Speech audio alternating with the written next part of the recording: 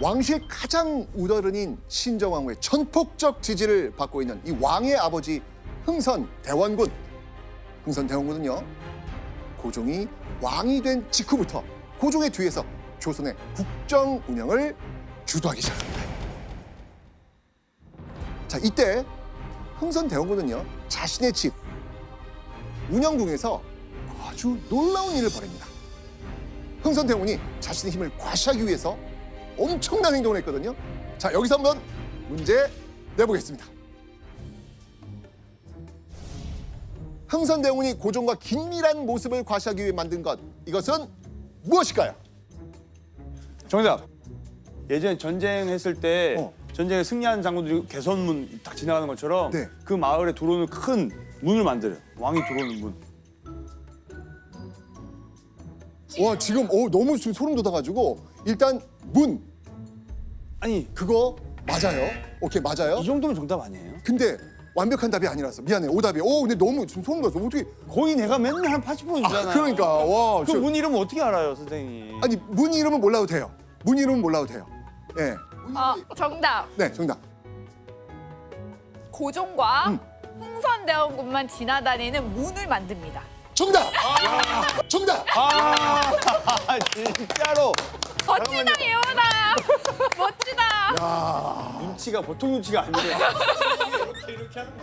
맞습니다. 이 운영궁과 창덕궁을 잇는 전용문을 만들어요. 그러니까 자신의 집과 궁을 잇는 궁궐 전용문을 만든 겁니다. 그러니까 필요한 일이 있으면 언제든 궁궐에 찾아가겠다는 거였죠. 그런데요, 문이 하나가 아니라 두 개였어요. 한 문 하나의 이름은 공근문, 또 하나 문의 이름은 경근문. 먼저 공근문은요, 대원군이 궁궐에 갈 때 쓰는 문 이름입니다. 자, 그렇다면 또 다른 문, 이 경근문 누가 쓰는 걸까요? 고종이 올 때. 그렇죠, 맞습니다. 바로 고종이 운영궁으로 아버지를 만나러 올 때 쓰는 전용문입니다. 자, 이게 왕이 지나다니는 문을 자신의 사저에 만들었다? 이거는 있을 수 없는 일이에요. 이건 말도 안 되는 일이에요. 흥선대원군이 그만큼 왕과 가까운 인물임을 보여주는 상징적인 이름이었던 것이죠. 자, 그리고요, 언제든지 정치에 개입할 수 있다는 의미였겠죠.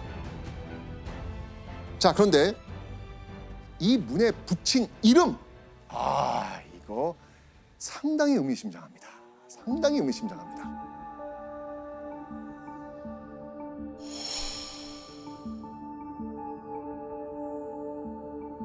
자, 문의 이름을요, 앞 글자만 따서 한번 읽어보세요.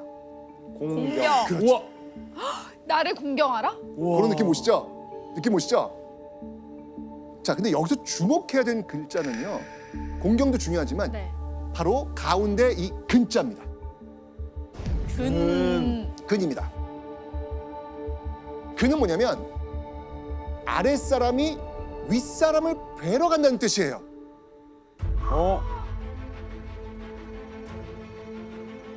왕이 나를 뵈러 온다. 그렇죠. 그러니까 고종이 왕인 건 알겠는데 그렇죠. 그 위에는 내가 있다. 이거. 좋아요. 흥선대원군은 고종의 아버지지만 공식적으로는 왕의 신하입니다. 왕을 찾아갈 때는 오케이, 아랫사람이 윗사람 뵈러 가는 것처럼 예의 갖추겠다. 그런데 왕이 오는 문에도 근자를 붙입니다. 이건 뭐냐면 아무리 왕이라도 아버지 흥선대원군에 올 때는 예우를 갖추고 찾아오라는 의미였던 겁니다. 자, 결국 흥선대원군은요, 자신은 왕에게도 존중받을 사람이다, 이런 생각을 이 문 이름에 은연중에 녹여 넣었던 거죠. 자신의 집 운영궁과 궁궐을 잇는 이 한 라인까지 만든 이 흥선대원군, 자신의 위세를 마음껏 펼치게 됩니다. 자, 그런데 이때 흥선대원군이 보기에 탐탁치 않은 점이 있었어요. 왜냐하면 이 60여 년간 이어져 온 세도 정치로 왕권이 너무 약해져 있는 거예요. 떨어져 있었어요. 너무 떨어져. 그렇죠.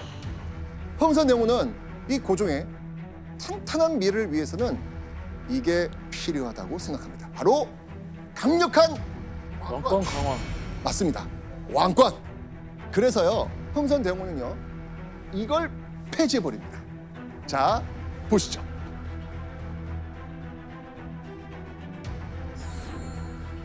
바로 비변사란 기관입니다. 이 비변사는요 인사권과 군사권을 쥐고 있는 조정의 핵심 기구가 비변사였습니다.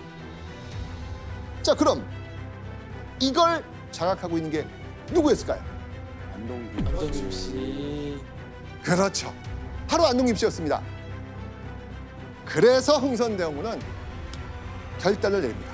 오랜 시간 동안 왕권을 약화시켜온 이 비변사를 폐지시킵니다. 자 그렇게 비변사를 폐지하면서 안동 김씨 가문의 힘 빼놓기에 들어간 이 흥선대원군. 얼마 후 흥선대원군은요 한 가지 결심을 합니다. 자 어떤 결심을 하게 되냐면 바로 내 손으로 직접 며느리감을 고르겠다라는 결심이었습니다. 결혼. 네. 자 왜였냐면요. 당시 대표적인 세도가였던 이 안동 김씨와 풍양 조씨 두 가문은요 왕과의 그 혼인을 통해서 왕의 외척이 된 뒤 권력을 막 휘둘렀습니다. 아들의 왕위가 바로 그런 외척 세력에 의해서 흔들릴까봐 걱정을 한 거예요. 그래서 흥선대원군은요 외척 세력이 고종의 권위를 흔들 수 없게 아주 미리 싹을 싹 잘라버리겠다고 판단한 거죠. 와. 자 그럼 고종이 15살이 되던 해 흥선대원군이 점 찍은 고종의 아내 자신의 며느리는 누굽니까? 그 민씨 집안 누구? 명성황후. 명성황후. 바로 여흥 민씨 가문의 16살 소녀 민자영. 훗날 명성황후가 될 인물입니다. 아 근데 명성황후를 흥선대원군이 이렇게 뽑은 거였어요? 맞아요. 와 역사 진짜 재밌다. 일단 흥선대원군 가문하고 그 명성황후의 가문인 여흥민 씨 가문은 굉장히 가까웠어요. 흥선대원군 어머니가 여흥민 씨 사람이었습니다. 그리고 흥선대원군의 아내도 여흥민 씨 사람이었습니다. 근데 문제는 이렇게 하면 여흥민 씨들이 또 다른 안동김 씨가 될 수 있는 우려가 있잖아요. 그래서 굳이 명성황후를 선택한 겁니다. 왜냐하면 명성황후는 아버지가 일찍 돌아가셨어요. 형제들도 다 일찍 죽었습니다. 그러니까 명성황후가 고종의 아내가 되면 옛날 안동김 씨처럼 외척이라든가 권세를 부리는 그런 사람이 나오지 않을 거다라고 생각을 했던 거죠. 주변에서 좀 권력을 휘두를 사람이 없는 사람을 뽑은 거네요. 그렇습니다. 자 그리고 흥선대원군은요 세도 가문들의 짓눌렸던 이 왕권을 되살리기 위해서요 이거 다시 짓기로 합니다. 자 뭔지 한번 보시죠. 여기 어디입니까? 경복궁. 네 맞습니다. 바로 경복궁.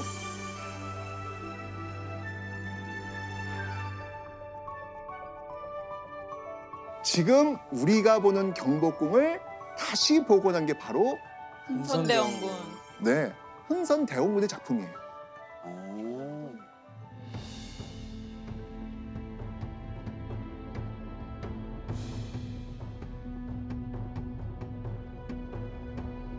경복궁은 임진왜란 때 불탄 뒤 270년 넘게 폐허로 남아 있었습니다. 근데 여러분 가보셔서 알겠지만 경복궁 규모 어때요? 커요. 어마어마하잖아요. 어마어마하잖아요. 흥선대원군은요 왕권의 위상을 보여줄 수 있도록 기존의 정도전이 지었던 것보다 경복궁을 더 크게 중건을 합니다. 흥선대원군은요 경복궁 중건 이유를 이렇게 얘기합니다. 실추된 왕실의 권위를 높이고 나라의 기풍을 바로 잡기 위한 일이다.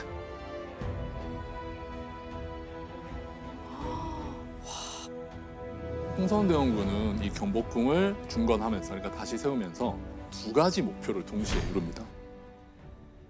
하나는 최 쌤께서 말씀하신 것처럼 왕권을 강화한 건데요. 또 하나는 이 흥선대원군의 가장 중요한 지지 세력은 종친이었습니다. 근데 종친은 아까도 말씀드렸지만 이 실권이 없는 사람들이란 말입니다. 그러니까 흥선대원군은 어떻게 하냐면 이 경복궁 사업을 크게 일으킨 다음에 그것을 위해서 막대한 예산과 인력을 배정하고 그걸 누구한테 맡기냐면 종친에게 맡기는 거죠. 그러니까 종친들은 이 예산과 인력을 이용해서 자기 영향력을 확대하고 그럼 자연스럽게 흥선대원군의 지지 기반이 커지는 거죠. 1타입이 이 두 개를 한꺼번에 이룰 수 있었던 사람입니다. 대단하다 진짜. 고수다. 네. 고수예요. 자, 그런데요.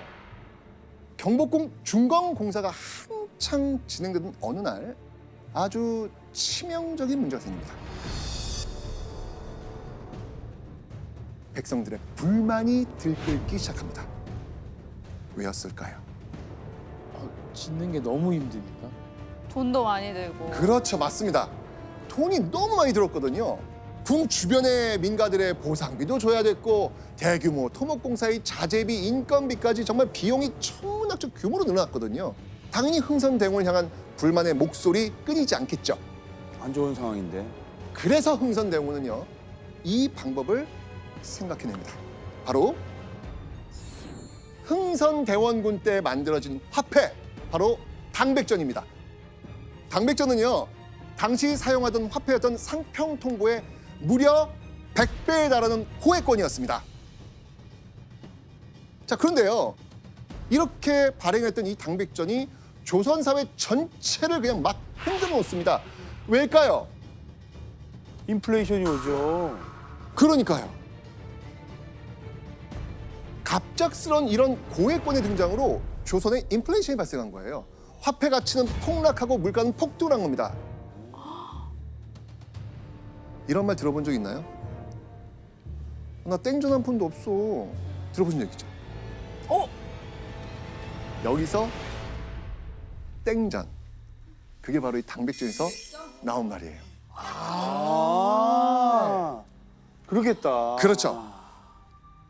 자, 당연히 이런 상황에서 삶이 너무나 괴로운 백성들의 원성이 하늘을 찌릅니다. 결국 흥선대원군은요, 6개월 만에 당백전 유통을 전면 금지해야만 했습니다. 자, 어쨌건 1868년 7월에 우여곡절 끝에 경복궁이 완성이 됩니다.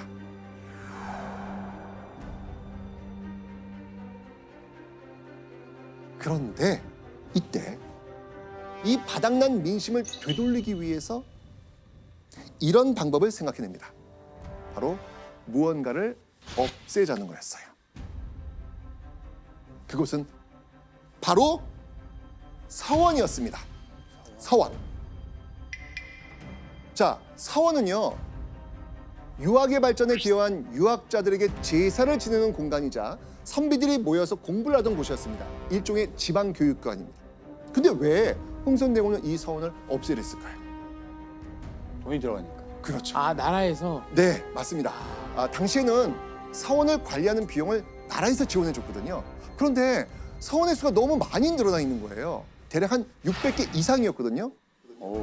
자, 그리고요, 서원의 유생들이 그 지역의 농민들을 상대로 고리대금업 또는 제사 비용을 징수하는 등 정말 이 불법적인 일을 마구 저지르는 거예요.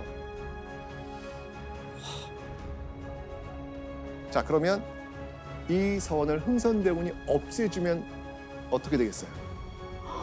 민심을 얻을 수 있어요. 백성들이 좋아하죠. 아무리 뭐 공사는 힘들었지만 어. 바로 마음이 좋아지죠. 정치를 너무 잘해. 백성들 입에서는 이런 말까지 나올 정도였습니다. 우와, 나라님 바뀌니 세상도 바뀌네. 좋다란 거죠. 그죠?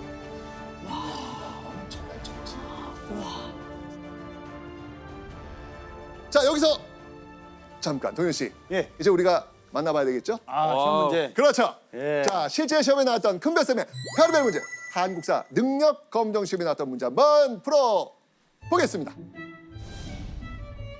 자, 밑줄은 정책의 시행 목적으로 옳은 것을 보기에서 고른 것은 문화재청은 경남 창녕의 사액서원인 관산서원터에서 땅에 묻힌 위패를 발견했다고 밝혔다. 이를 통해 서원을 헐고 신주를 묻도록 했던 흥선대원군의 정책이 실제로 확인되었다. 기역 신분제 폐지, 니은 국가재정 확보, 오케이. 디귿 세도정치 강화, 리을 양반의 횡포 방지. 야, 이거 진짜 어렵다. 두 개 고른 거예요, 이건요. 네. 네.